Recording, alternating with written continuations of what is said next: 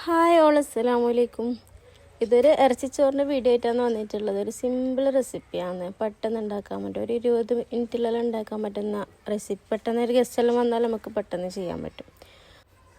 ആദ്യം ബീഫ് ഒന്ന് കുക്ക് ചെയ്തെടുക്കുക. അത് സിമ്പിൾ മാരിനേഷൻ മതി, സാധാ ചെയ്യുന്ന പോലെ. പിന്നെ നമുക്ക് വേറൊരു പാത്രം അടുപ്പത്ത് വെച്ചിട്ട് ഓൾ സ്പൈസസ്, ഇഞ്ചി, വെളുത്തുള്ളി, പിന്നെ ഉള്ളി കട്ട് ചെയ്തത് അതെല്ലാം ഇട്ടിട്ട് നല്ലോണം ഒന്ന് കുക്ക് ചെയ്തെടുക്കുക. ഉള്ളി ഒന്ന് വാടി വരണം. അതിന് ശേഷം നമുക്ക് ചെറുതായി കട്ട് ചെയ്ത തക്കാളിയും കൂടി ഇട്ട് കൊടുത്തിട്ട് പിന്നെ അടച്ച് വെച്ചിട്ട് എല്ലാം ഒന്ന് കുക്ക് ചെയ്തെടുക്കാം. ഇതെല്ലാം ഒന്ന് കുക്കായി വരുമ്പോഴേക്കും നമ്മളെ ബീഫ് റെഡി ആയിട്ടുണ്ടാകും. ബീഫ് ഒരു 4-5 വിസിൽ കൊടുത്താൽ മതി, അപ്പോൾ അത് റെഡിയായി കിട്ടും.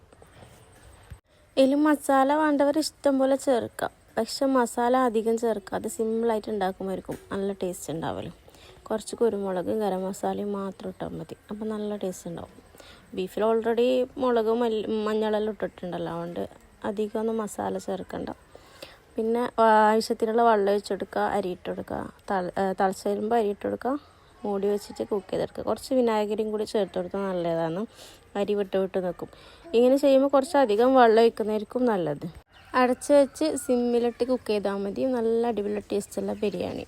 അപ്പം അതിൻ്റെ കൂടെ സാലഡും കൂടി ഉണ്ടാക്കിയിട്ടുണ്ട്.